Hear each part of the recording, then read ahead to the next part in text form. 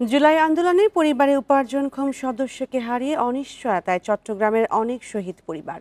এককালীন থোক বরাদ্দে কিছুটা উপকার হলেও স্থায়ী কোনো আয়ের পথ না থাকায় সন্তানদের ভবিষ্যৎ নিয়ে দুশ্চিন্তায় তারা।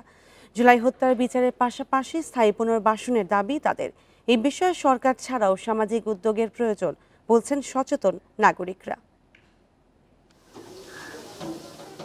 জুলাই অভ্যুত্থানের একেবারে প্রথম দিকে ১৬ জুলাই বিকেলে কর্মস্থলে যাওয়ার পথে চট্টগ্রামের মুরাদপুরে গুলিবিদ্ধ হয়ে মারা যান ফার্নিচার দোকানের কর্মচারী ওমর ফারুক। সন্ধ্যায় সেই খবর পান স্ত্রী শিমু আক্তার। দুই সন্তানকে নিয়ে শুরু হয় নতুন জীবন যুদ্ধ। কোম্পানি আমাকে ফোন করছে, ফোন করি পাইতেছে না, পরে বাসায় আসছে। বাসায় আসার পরে প্রায় ৩টা বেজে গেছে। তখন আসি বলতেছে ফারুক তো গুলি খেয়ে ফেলছে, এখন ফারুকরে কোন সিএনজির ড্রাইভার নিয়ে গেছে। আন্দরকিল্লার দোকান কর্মচারী শহীদুল ইসলাম মারা যান জুলাই আন্দোলনে। ৩ আগস্ট নগরীর বহদ্দারহাটে গুলিবিদ্ধ হন তিনি। সরকারের তরফ থেকে আর্থিক সহায়তা পেলেও তা যথেষ্ট নয় বলছে নিহতের পরিবার। স্থায়ী পুনর্বাসনের উদ্যোগ চান তারা।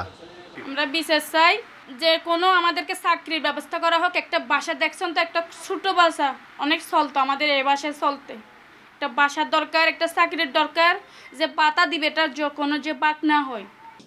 সরকারি সহায়তার পাশাপাশি সামাজিকভাবে হতাহতদের পরিবারের পাশে দাঁড়ানো গেলে ক্ষতিগ্রস্তদের অনিশ্চয়তা কমবে বলছেন সংশ্লিষ্টরা।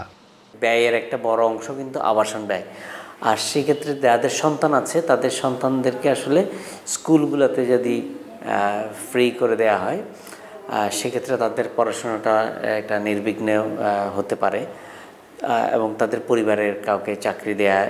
জুলাই আন্দোলনে চট্টগ্রামে শহীদ হন ৮ জন আর আহত ৫৫০-র বেশি। Ahsan Riton, independent news, Chittagong.